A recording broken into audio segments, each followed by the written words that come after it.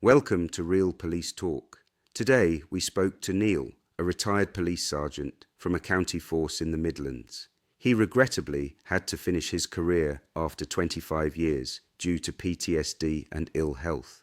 He uses his time now to talk to officers who have stories to share or who suffered similar fate to himself, in a hope that this will enable them to repair their private lives away from the police. He is the creator and host of this show. However, he wanted to share his own story over several podcasts. This is his first installment. Let's hear what Neil had to say about his career. Warning, this content contains language, pictures and descriptions that may cause offence.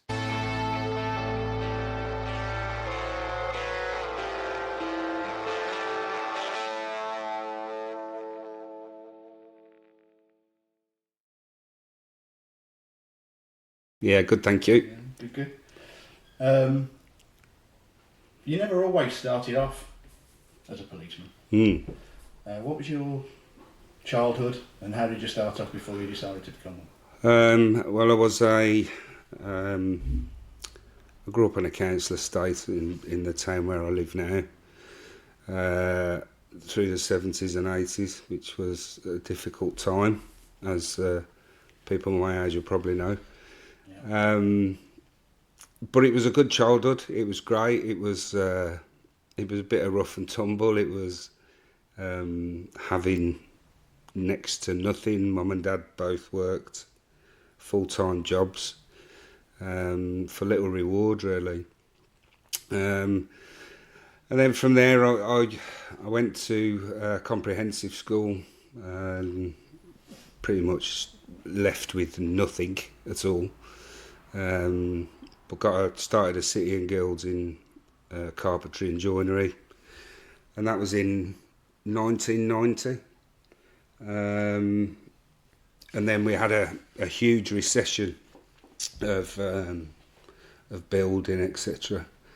And I didn't have any prospects of any jobs to do with carpentry and joinery because they'd stopped building houses. The construction industry was really... So was that sort of 93? Yeah, it was at a real low point. So Yeah. I was in between doing jobs that were sort of like had an attachment of college. So I'd be, day released to college once a week from shop fitters and people like that who I work for. But as I say, when that recession happened, there was just no work. So I ended up working in a warehouse. Met a lot of good lads. I made some real friends during that period. Working for a large transport company, and then I was working in Birmingham, and I was walking. I remember it like it was yesterday. I was walking down the shop on my dinner break, and I bumped into a lad who was my best mate from school, who was a probationer for West Midlands Police, and he was telling me what he'd been up to, and he said, "Neil, you got to join. You'll love it. It's right up our street. Blah blah blah."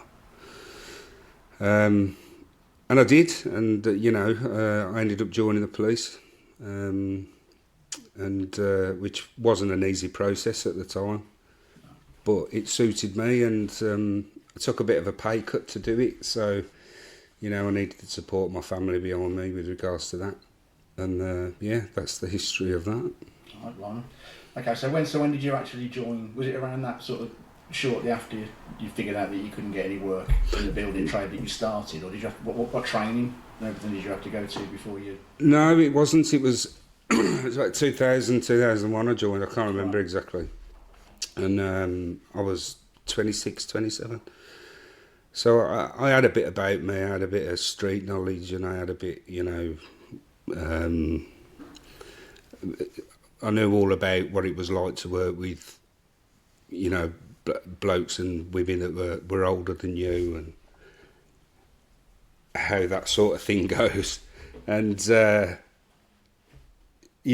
joined the police. I had two offers. It was the time when it was a a naughty thing to do, but I applied for 2 police forces at the same time because they were having a massive recruitment drive all across the country, and I got offered 2 positions for 2 different forces at the same time. So I picked one, went off to a local training centre which had officers from all over the country doing a core training of about 3 months, which was a fantastic time. You know, it was like being at Butlins. It was the stuff that used to go on. Unfortunately, that camaraderie and that sort of training doesn't happen anymore, probably for that reason. But yeah, it was good. It was good. We might go back to a bit of that time then before, I would imagine, with some of the stories that you're going to say when we get there. Possibly. If you can. Yeah, possibly. You can or not, but Yeah. We'll see. But so, obviously from that point, it was a bit of a difficult time. Obviously you had a young family at the time. I did, yeah. I had 3 young lads, one which was under 6 months old, and I was away at Brighton for 3 months, and then we did. We were at the home station for a couple of weeks as well, which was stay over. You don't go home, you just stay there. Right. So stayed in dormitories. So. Oh, and that was for 3 months, was it?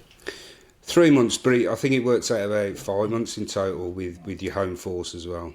So that's how much training we had before we were given a post at a station. Yeah, okay. So. And what did you come out with that? What sort of rank are you when you come out of? Are you any rank? Or what do you... Just PC. Just PC. You start as PC, start at the bottom, and you can work your way up and stay as PC. So. Okay, yeah, great. So you came out, given your PC role. Yeah. Yeah, I know you can't turn around and say where you were stationed, but what was the first few first few weeks like when you first joined? Oh God, it was. You had a tutor for 10 weeks, and a massive portfolio that you had to fill in, which took 2 years to do as a probationer. And I remember the first day of my, my home station, and there was 18 bobbies on shift, and obviously I walked in. It was a night shift. I remember it very well. I walked in. First job was to make the tea. So I made the tea. Yeah, for about. It starts that way. Oh, they don't do it now. Yeah. I made the tea for about 18 officers and the sergeant, and then. But your next. memory ain't that good, so you must have written it down. No. It's. I can remember those sort of things because they're just things that you don't forget. And within 5 minutes of having that cup of tea, I was in a police car on a blue light run with my tutor. Right. That first night? Yeah, going to a burglary. I remember I was sat in the passenger seat and gripping on for dear life, thinking, "Oh my God, what's going to happen here?" But. It was good. It was a busy night. It was a good introduction because we were thrown straight in the deep end. So. And it was a night shift. It was a night shift I started on. Your first shift was a night shift. Yeah. Right. Yeah. Okay. So it was just the way it fell. Yeah. So what did you used to do then? Was it how many nights and? Oh God! Over the years it used to change all the time. I started. It was a bit of a killer. We did 2 earlies, 2 lates, 2 nights, and had 2 days off, which was which really hurt you. Luckily, I was young enough to take it. How some of the older ones did it, I never know. But you had a floating rest day in there as well. But in fact, I've got that totally wrong. I got that totally wrong. You did 6 earlies, starting at 6 a.m. You did 6 late with 2 days What off. time did you finish? On the earlies, what time did you finish? There were 6 twos. Right, okay. So although they're 8 hours, doing 6 on the bounce was a killer. Yeah. And then you did 6 lates after having just 2 days off. And then you had a floating rest day, which I used to take after lates to give me a bit of leeway. And then you'd do 7 nights, Yeah. which would be 10 p.m. till 6 a.m. And it was it was a killer. It was a killer. But then you get a new chief constable, and they try and reinvent the wheel, and then your shifts change to something completely different. Yeah. And we did 4 on 4 off, 12-hour shifts. Then it changed again to, it's just it just changes all the time. So work quite a few different shift patterns, but You prefer days or nights? I preferred nights really, because that was when all the fun happened. Busier. Yeah, I can imagine. yeah. So it's so obviously we've gone through your first day on the job, and so how during those first few weeks that you were you generally shadowing somebody, or were you? Yeah, it was for 10 weeks. Somebody, so you had 10 weeks. Yeah. 10 weeks of shadowing somebody, and you only got let off to do your own thing if your tutor was happy that you were competent enough to be able to go out on the street and deal with something yourself, really. Right. And that's what it took. And was it mainly doing traffic? It was a mixture of everything. It was reactive policing, so we were reacting to all the 999 calls. Of a night we'd be hunting out. Of a night we'd be out hunting for people who we knew were committing crime, which is something I'll come on to a bit later. But it was just, it was. That it was good fun, because the people that were teaching, taught me how to police, were the old school type of policing, and it was very military, regimented rather is probably a better word. You used to have your boots polished, your shirt ironed. Because there was no body armour then. You had a shirt and tie and trousers, and they all had to be completely mint. I remember once I went in, I think I was about my 4th early. I was knackered, getting up at 6 in the morning. Absolutely knackered, especially with young kids. And I just didn't have time to have a shave, so I had a bit of stubble. I got into work, and when I'm parade, which is what it's called when you sit down and have a morning briefing, and Sergeant called me over, said, "You haven't had a shave, go home." Sent me home because I hadn't had a shave. So it was very, you had to look after yourself, you had to do those things, and present yourself properly as a professional. Yeah, So, sure. yeah. It's probably quite surprising. Do you reckon it's still the same there? No. Is it, so it's the same as most industries at the minute, where the ties have suddenly disappeared. It's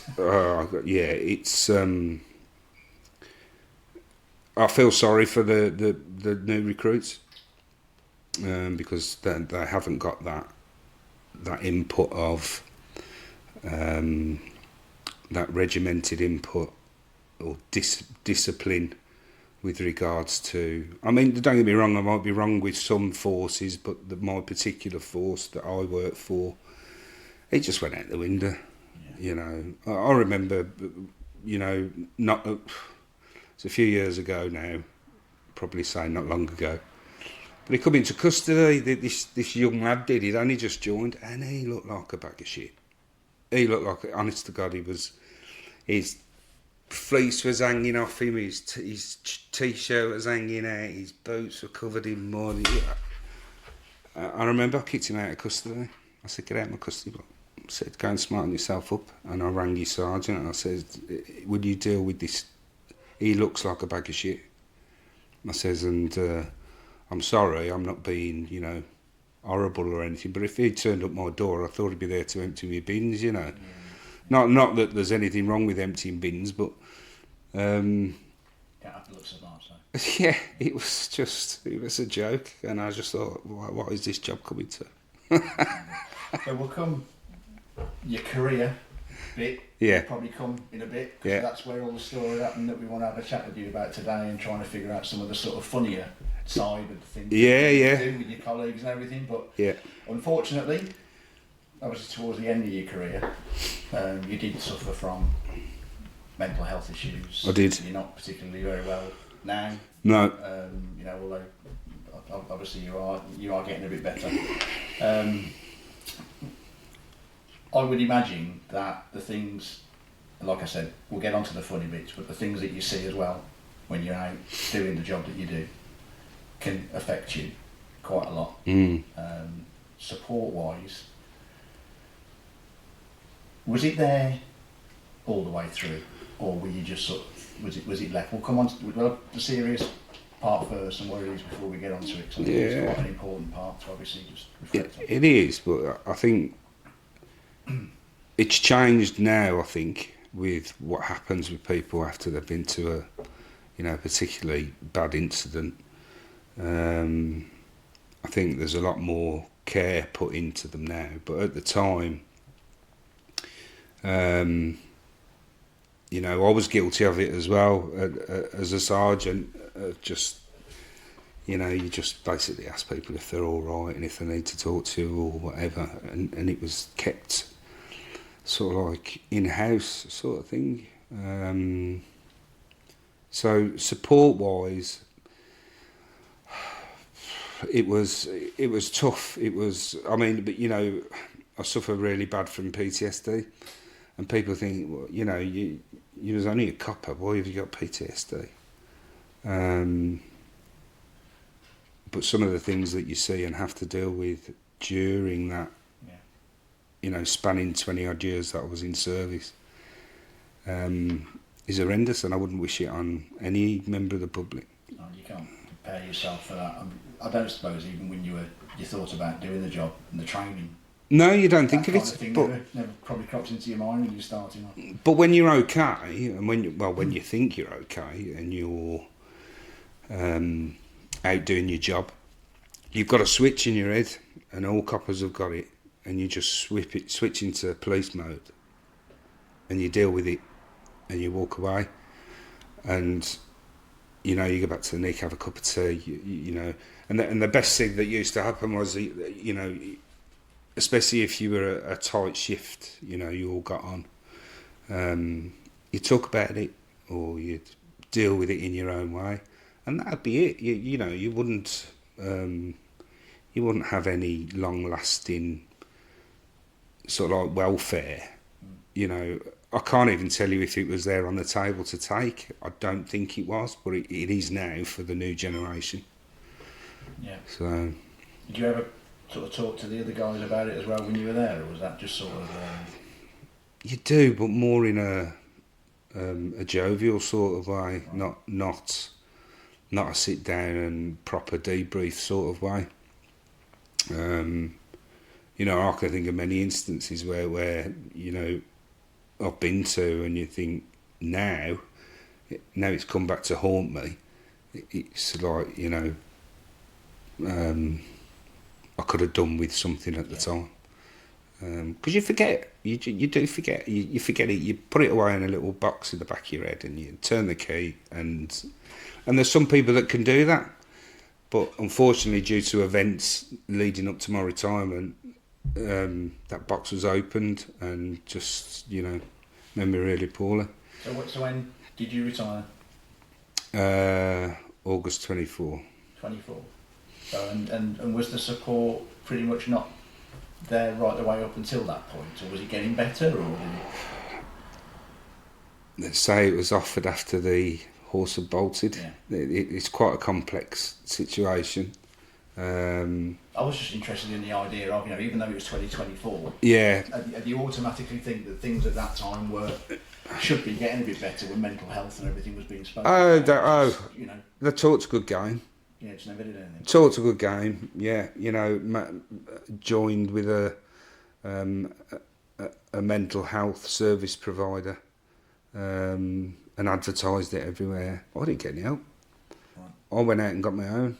And if I hadn't have, God knows, I probably wouldn't be here now. That's how bad it was. All right.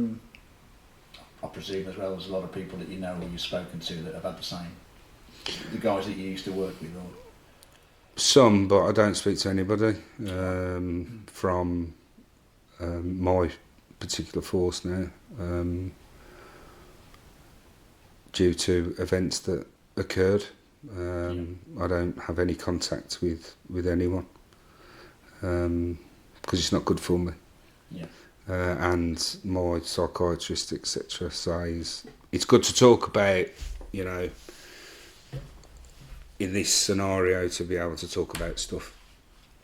But there's a lot of things that I haven't put to bed, which I should, Yeah. really, but I can't at the moment, and it still affects me. yeah. But yeah.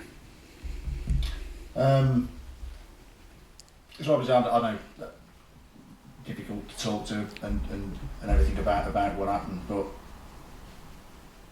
going back at that time, then obviously there's a lot of things that happened during your career. You knew how the police, you know, what you were doing at the time. What's your opinion on policing today? From what you know. From what I know, I know you're out of it as much as what you were. Well, no, it started while I was in it because I went back to work. I was off sick for quite some time due to something that obviously I think we're going to talk about in a bit. And I went back for a short time, and I was given a project to do with regards to how to make the force a bit better in a certain department. And I quite enjoyed doing it. I still wasn't properly very well,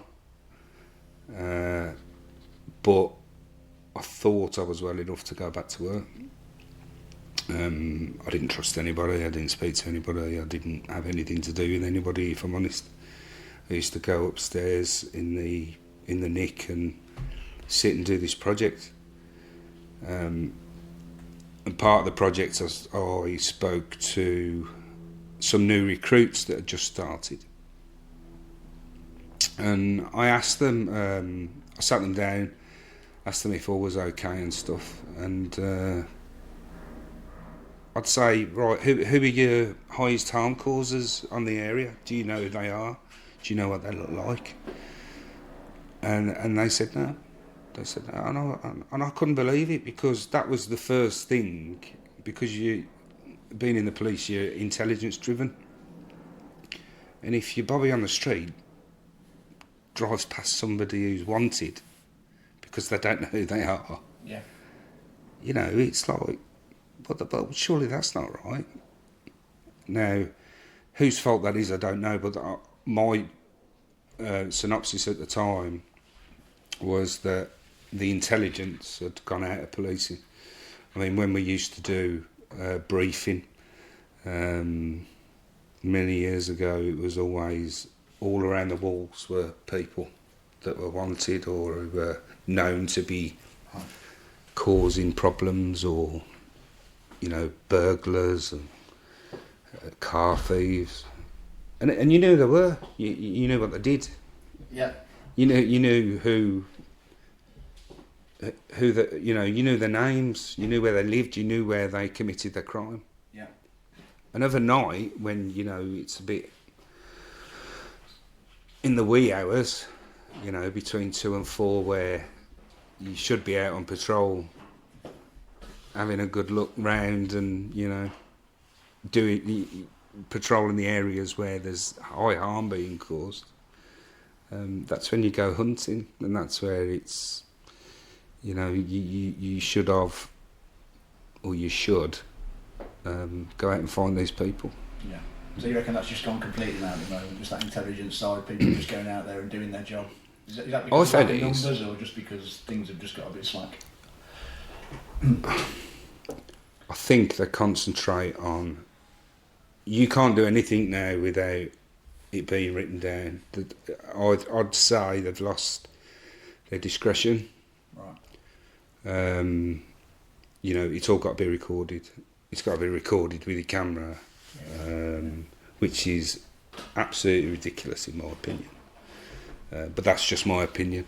Yeah. You know, I've got lots of opinions about the way that policing is now, but who am I to say what's what? You know, the fact that they employ people that straight into an inspector role. Excuse me. You know. Really? Yeah. And I'm.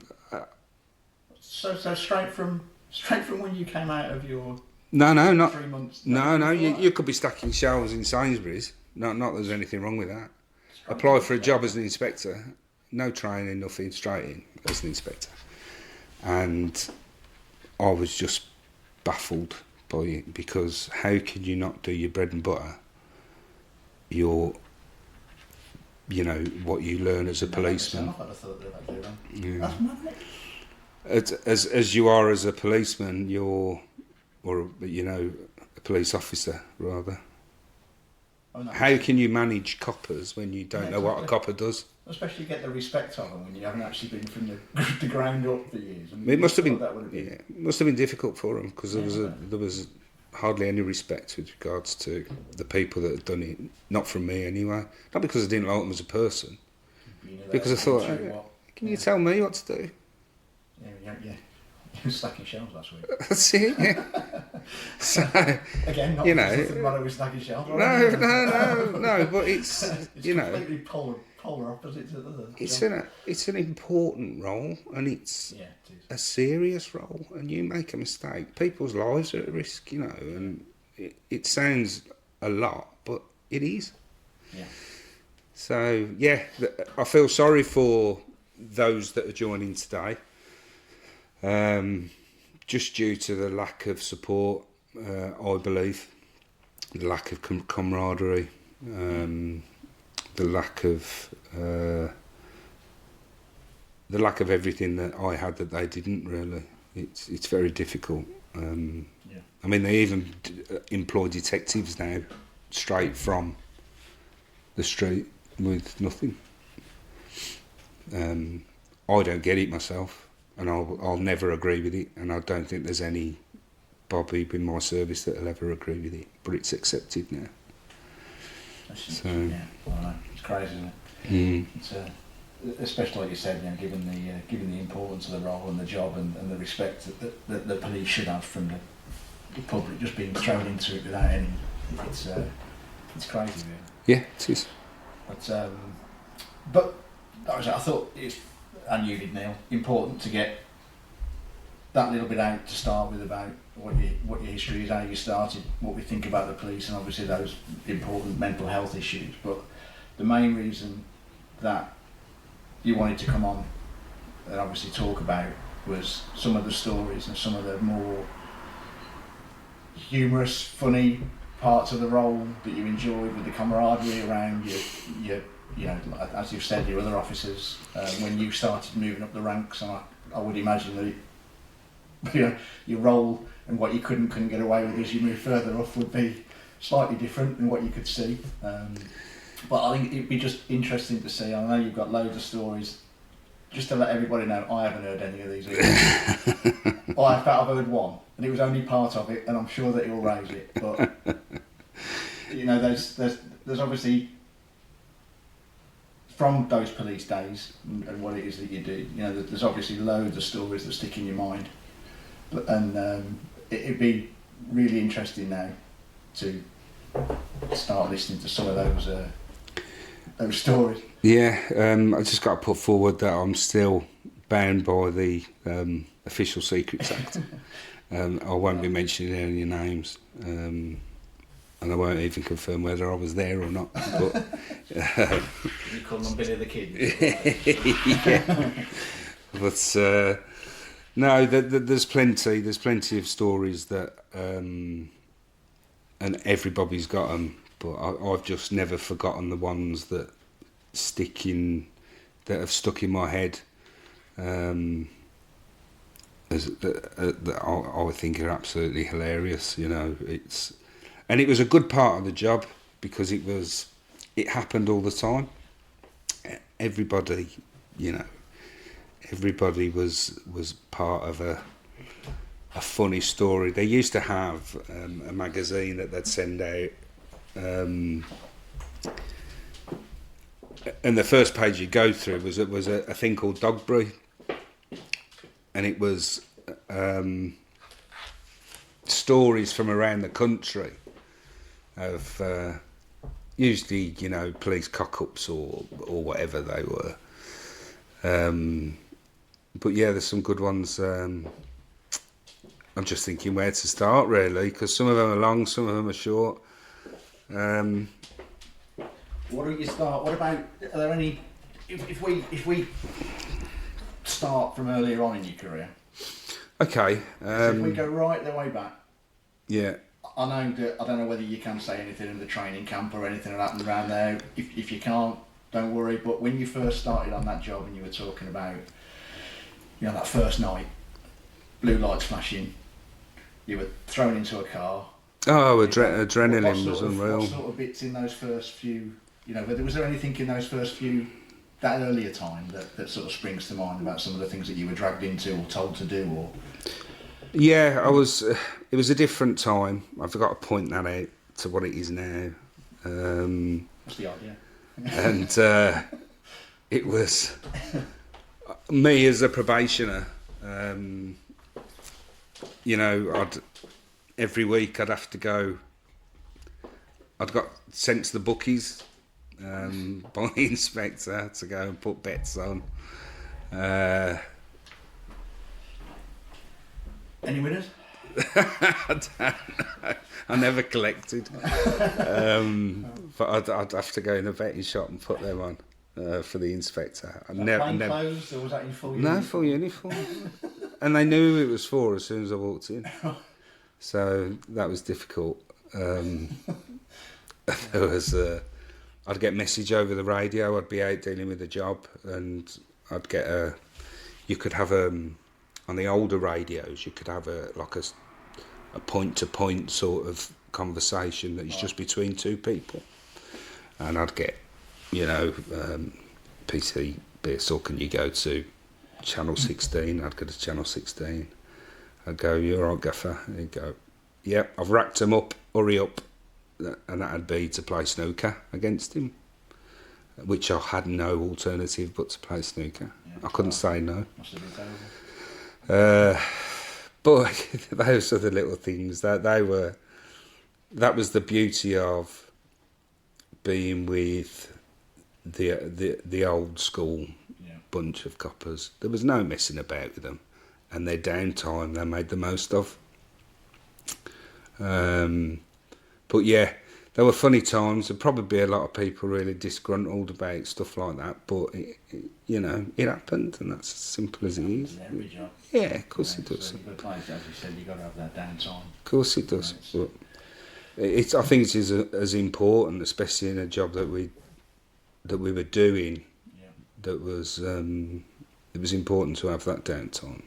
Well, they wouldn't have put a pool table in the place, would they? Well, They're supposed to use it. No, well, every nick had a bar, had a club, and you know, you'd finish your late shift at 10 o'clock. You'd be in the social club, police social club, talking about, you know, the stuff that you'd done in the day, and that was your release. That was your release from what had happened in the day, if you needed it, or you'd be an ear for somebody. I remember a guy when I first joined, an old boy. I think he's passed away now, unfortunately. But I remember him saying, "You've got 2 ears and 1 mouth," and he says, "As long as you use them to that ratio, you'll be fine." And I never ever forgot that. So, and that is absolutely true in the job. Yeah. Absolutely true. So The big question is then, did you ever win, or did you have to leave the seniors win the pool? I never beat him. never beat him. Never beat him. No, it was snooker. Never. snooker, Yeah, sorry. never beat him. He was unbelievable. I don't know if it's because he was always playing, yeah, or what, but he was unreal. He just used to do it. Well, I don't know what he used to do it for, but it was. They were good days. They were good days, but we always got the job done. Yeah. Do you know what I mean? We always got the job done, and policing was very, very, very, very different. There was there was a lot of discretion, as I say, which is what I grew up with. In the job, it's what I matured with in the job. So it was interesting. So what's the funniest thing then? So you get that call. Yeah, I don't know. You're in there playing snooker or whatever it is that you're doing, and you get that. Oh call. no, that was a long time ago. That was a long time before. I got moved. Well, you don't know when you get the call, Right. and sometimes you don't need a call. You just come across it, Right. sort of thing. It's like what? I remember once I was because we worked for a semi-rural force. We had a lot of outlying villages, and they were all mining villages, ex-mining villages, because they'd all been closed, all the mines. But there were still miners living in these houses, and they had their own way of looking after themselves, which sounds really bizarre, but it was absolutely true. You know, if there was a problem with a neighbour in the street, they'd sort it. Yeah. And you wouldn't find out about it.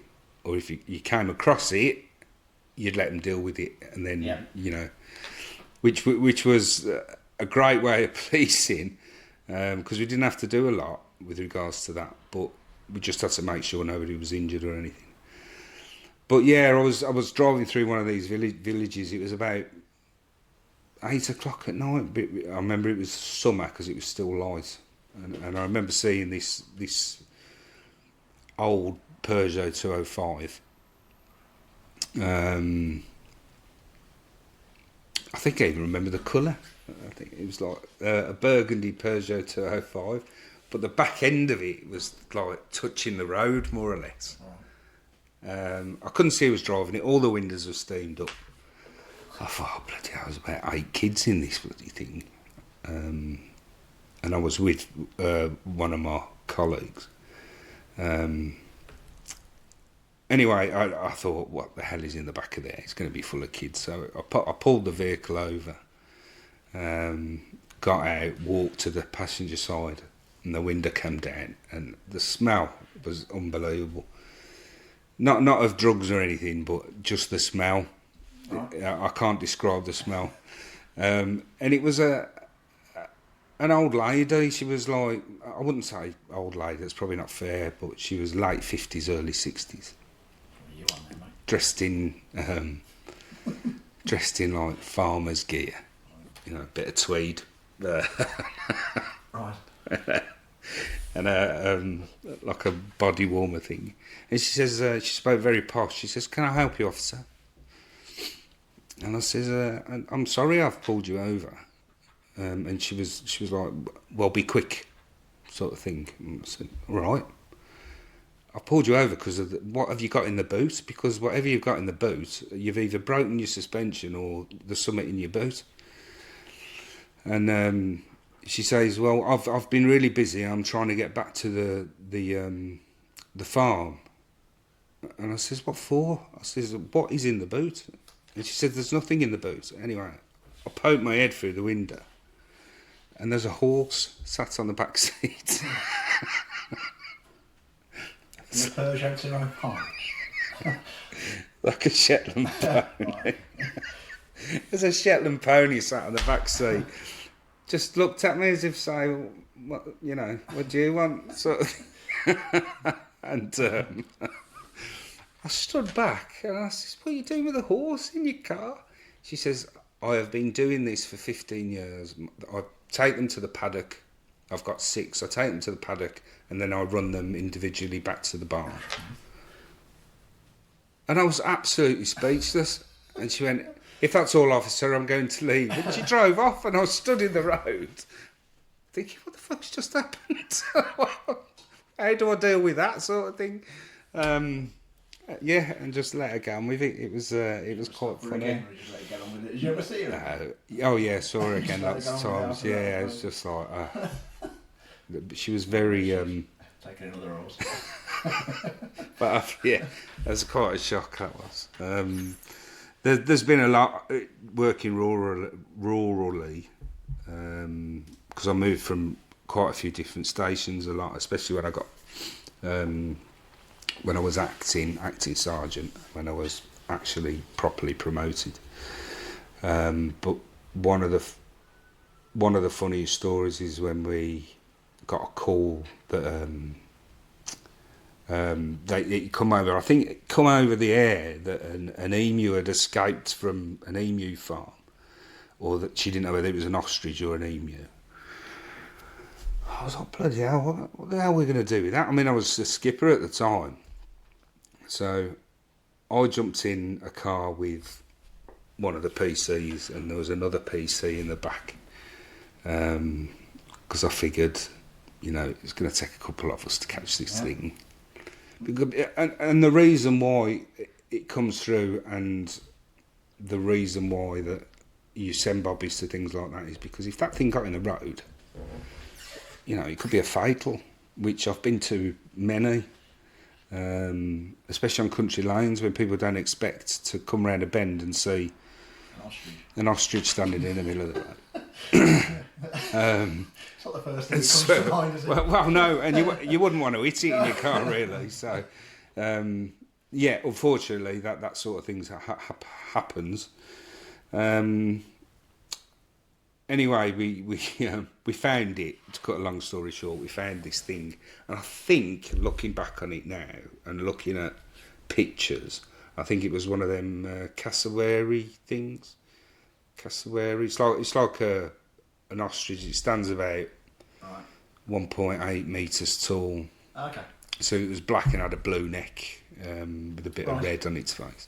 I think that's what it was. But it was huge. It was huge. And it was nasty as well. So where did it come from? What was the... Well, there's a few special breed farms. Quite a few across the country, to be fair.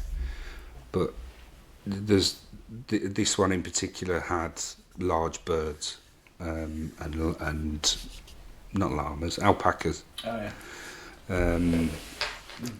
So anyway, we found it not far away in a field. It was just having a bit of a, stretching its legs sort of thing.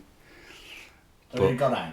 It had escaped? It had escaped, yeah. And anyway, we approached it, and it was hissing and all sorts of stuff, and God knows what else.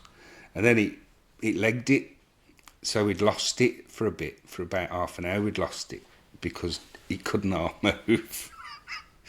And anyway, we found it again, and the thing was that we shouldn't have done, because it's not every day you come across a massive flightless bird, which could have been on Jurassic Park for all I knew at the time. I just remember looking at it thinking, oh my God, how are we going to get this? I mean, I presume they're as quick as... Oh yeah, they can't half move, Yeah. but they're just huge. It's like, massive thing. And anyway, one of the guys was with me, and he threw its coat he managed to get his fluorescent coat over its head, and with that he just hit the floor. Just folded its legs and hit the floor and didn't move. So he jumps on top of it. He didn't get up, because I was expecting to see something like, off Bernie Winters when he's running around with the ostrich sort of thing. No. Anyway, I sent one of the other officers to get the car, and I was like, what are we going to do? Because there's no way anybody's going to know where we are or whatever. So we managed to get this massive bird into the back of a Ford Focus, and how we got in, I don't know. Where was the owner? Did he not? Oh, it was a couple of miles. We were a couple of miles from him now. Oh, right, okay. We let the control know that we'd caught it. So he got no idea. No. He got no idea where it was either. No, because it had gone across the fields. So we got it in the back of a Ford Focus, and one of the lads was laying on top of it. I got in the front, and the other lad was driving, and as we're going along across this field, we're bumping up and down, and obviously the bird's not enjoying it. Yeah. So it starts trying to stand up, and it's slamming my mate up against the roof of the Focus. I've completely lost it. I'm got tears running down my face. He's shouting. It's like something out of a comedy sketch. He's shouting, you know, try and drive, not so bumpy, and his voice was coming out like that because he was being slammed against the roof. The driver, my mate, he was absolutely in hysterics. How we got this thing back to this bloke, we'll never know. So there was no trying to help the poor bloke that was in the back then, you just sort of sat there and... Oh yeah, we were howling. Yeah. Get It was on the with funniest thing ever. But we got it back to the farmer, and the farmer said, "You three are mental." And we said, "Why?" He said, "Because, you know, if it would have clawed you, it'd have cut you in half. This thing, you know, talons like a dinosaur." Yeah. And he says, if you know, he's got that much power. If it had clawed at you, he would have cut you wide open. I was like, shit. It would be nice if you would have told me Yeah. before you went home. But it was just one of them things. But I had a lot of run-ins with animals over the years. I was, because I was a wildlife officer, specialising in wildlife as well. So yeah. When did that kick? Was that something like another course or something you have to go on, or was that just because you were rural? No, it was a course that I chose to go on. Oh, right. Because wildlife crime is the third biggest crime in the world. You've got you drug trafficking, you've got arms trafficking, and then you've got wildlife trafficking, Right. illegal, and it's worth $20 billion a year. The illegal trafficking of animals, and the crimes that are committed against them. And it was something I was really interested in, and something that I really got involved in. And then they trained me in CITES, which is the import and export of illegal animals, and fauna, plants as well. Because the stuff that used to come over, like, you know, boxes full of gibbons' hands, gorillas' hands, just some really nasty stuff, you know, like rhino horn, is worth more per ounce than anything else on the planet. It's just... So were you sort of shipped down to the coast as well? Well, no, it wasn't the coast. It was... I used to go to Heathrow a couple of times to keep my sort of like, you know, badge in it, if you like. And some of the things that used to come through is frightening, illegally, and you'd have, you know, packages addressed for people who have bought stuff off eBay, and you'd open them to check what it was, and going the other way, you know. There's live animals, I presume. It's not live animals as well. I mean, it was the birds of prey that was the worst, because the Arab countries, like, you know, the UAE or whatever, will pay thousands and tens of thousands for a peregrine falcon that's captively bred illegally, and they'll just put them in post office tubes. Like just a little tube, stuff them in and send them. Just hope they survive. It's honest to God, it's a real eye opener. It is an eye opener, and it's a shame that not enough people I can't believe that recognise. They're going to get that kind of thing through in the first place. You'd be surprised how much gets through. It's frightening. Amazing. Yeah, I remember security and whatever on these airports. Yeah. I think everything to get found. I remember doing a warrant for one of the wildlife one of the wildlife charities. Sorry about that. And basically in the freezer, to cut a long story short, found a perfectly frozen tiger cub. Perfectly frozen, just there in the freezer. What the hell, you know? Jesus Christ, it was. And what people do to animals in this country is just. And was that coming into the country or going? That had already arrived. That had already- Yeah, it was only that somebody had tipped off through Crime Stoppers or whatever that we managed to get a warrant and execute it. But it was. Did you get the people that it was going to? I presume there was an address on it. Does that sort of, do they deal with anything for the people it's going to, or are they just sort of? What do you mean? Well, obviously going to somebody, wasn't it? That time was it addressed? Oh yeah, it was. That's what I meant. It was in the house. Yeah. Oh, it was in the house. Yeah, Oh, in their sorry. freezer. Yeah. Oh, it was in their freezer. Yeah. So yeah, they ended up getting arrested, but unfortunately, the sentencing for wildlife crime isn't strong enough No. at all. So that's something you have to, unfortunately, put up with. But yeah, I mean, I could talk for forever about that, but it's just, it was heart wrenching for me. Yeah. I mean, I will give you some pictures to put up on here to show the sort of things we had to deal with. It's like one night I remember a deer hunt happening on where we were. Basically, they just let dogs go after the deer. Yeah. The dogs kill it, and then they always left us a present, whoever was doing it, and they'd leave the head of the animal, and then obviously take the rest of the meat away. But to think that happens on your doorstep, because they're red deer as well, But yeah, there's a lot of stuff like that goes on that people just don't realise. No, not at all. No, it's not. It's like a taboo subject, if you like, Yeah. or it's not important. Is how it's seen. I don't know, So- it's just not out there.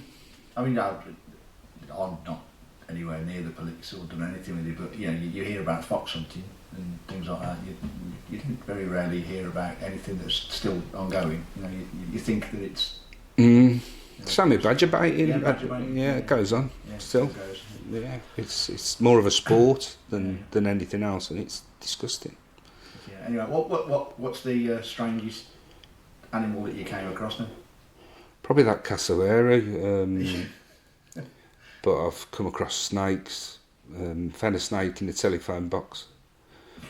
I found one outside somebody's house in one of the villages, and I remember picking it up. God knows where it had come from.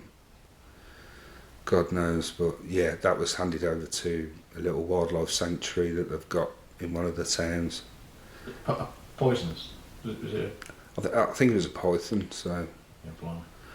it was. It would have beat you, but I don't think it would have killed me. Yeah. Yeah. Oh, people would laugh. People I used to work with, because I used to get attacked by swans and God knows what else. It was quite funny. It was a bit of an in-house joke that if there was an animal, John Neal would go to it, sort of thing. But, A hot fuzz. yeah. But I remember again funny stories. Yeah, I've just thought of one that is hilarious as well. But I went to I was patrolling a burglary, a hot spot for burglaries in one of the villages, and it was pitch black. As you can imagine, in the countryside, you can't see a thing unless it's a full moon. And it was pitch black, and I think we chased somebody across some fields, but we couldn't actually find them. The helicopter wouldn't come out because the cloud was too low. so we all ended up surrounding this field. So we were hundreds of miles, not hundreds of miles, we were miles away from each other, trying to box these people in, to no effect really. And it was about 2 or 3 o'clock in the morning. And I was stood at this gate, and I could just see coming towards me were 5 heads and hair walking towards me. I thought, shit, I'm going to get my head kicked in it. I'm on my own. So I got on my radio. I said, can I have somebody else just come and join me at, whatever lane I was on. I can't remember what lane it was. But they were all walking in unison towards me. And I thought, right, I'm going to stand my ground here. I'm not moving. And there I was. I stood there, and as I got closer and closer, I'm trying to adjust my eyes to the darkness, and there were 5 alpacas.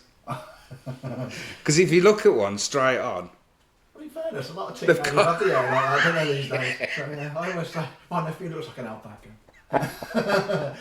but if you look at them straight on, the creaming colour, and they were all walking towards me, just because they were friendly, I suppose. And then there's me thinking, shit, I'm dead. Oh dear. Did I find them? No, I didn't, and I cancelled the other unit that was coming, so I didn't come like an idiot. But that was it. They were good days. But the one that we got away with, and I won't mention names or where it happened, was probably one of the funniest things I've ever seen. That's just unfolded in front of me. Was I had a Bobby working. I was a sergeant of a proactive unit at the time. I'd been asked to do it to get some detections, some detected crimes. So we were given warrants. We were given crimes that had offenders' names attached to them, that sort of thing. And our job was to get in early doors, 4 a.m, go and put the door in, lock them up, put them in custody. Great job. That was my ideal job. I loved it. There wasn't a lot other I didn't enjoy about that. But he was a squaddie, the one lad. Great copper. He really was. I mean, he's long retired now. Absolutely fantastic at his job. Really genuinely nice bloke, but still had a lot of, army mentality, which was quite funny. And I used to sit in a desk. Say I'm sat at a desk now, as I am typing away on my computer. In front of me his desk was facing me, but there was a walkway in between. So there was, quite a few metres between us. And then over here was somebody else, another Bobby. And we were up at 4, so we were knackered. We were absolutely knackered going into work at 4. And he said to me, he says, Skip, I'm going to get me head down for 2 minutes. I said, this was during his dinner break. I said, do what you want at your dinner break, mate. I ain't bothered. Just if you want to get your head down.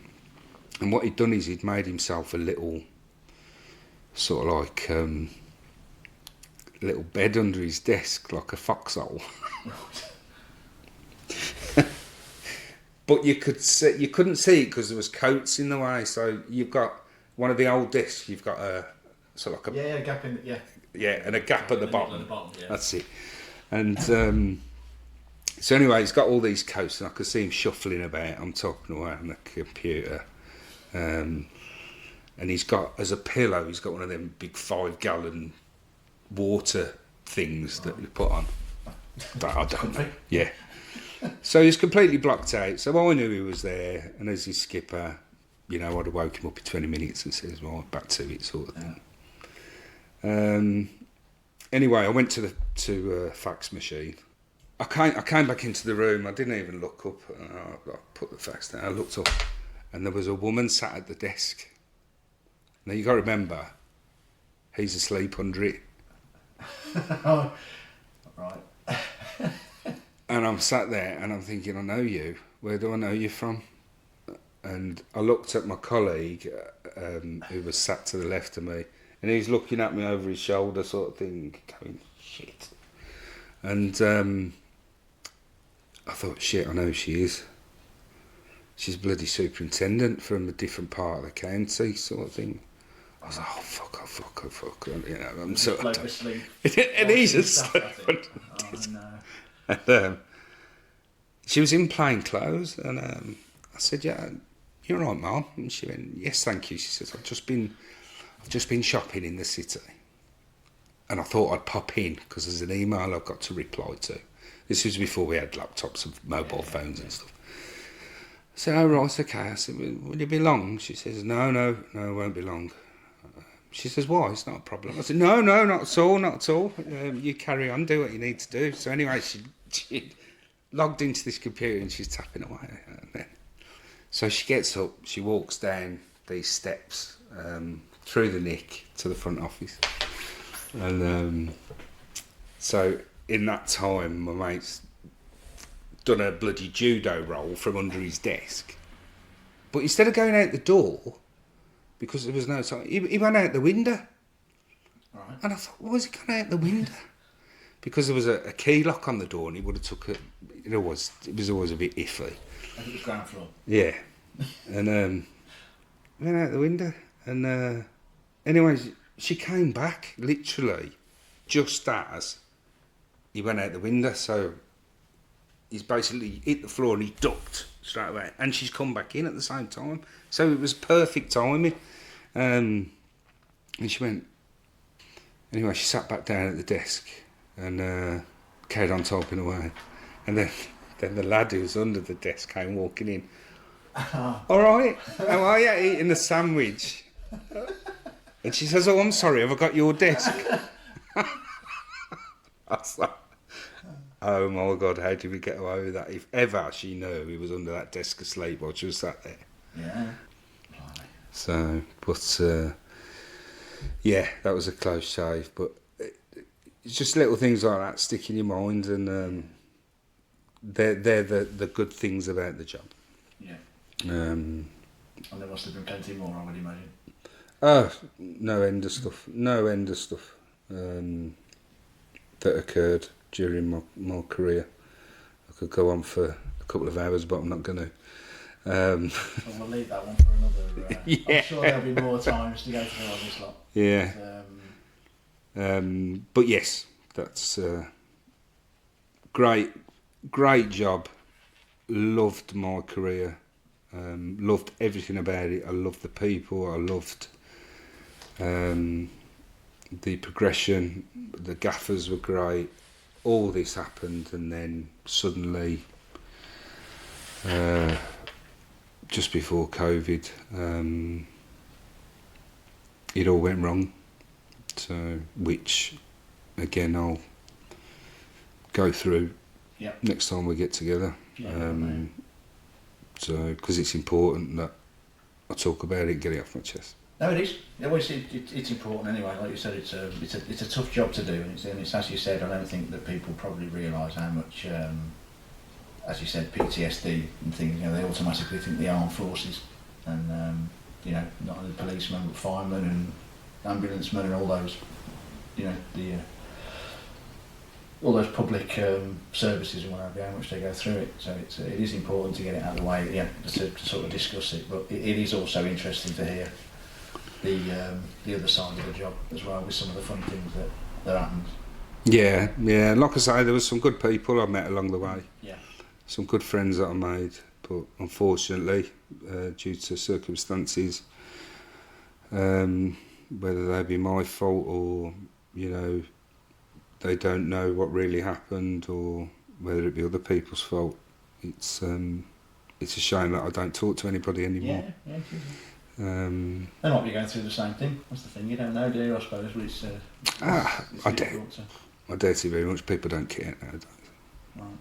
Neil will have further podcasts coming soon. He found it hard to talk about his career, but felt better following the talk. Hopefully, he will be well enough to share some more insight with us soon. In the meantime, if you have a story to share from your time with the emergency services, please email info@realpolicetalk.co.uk.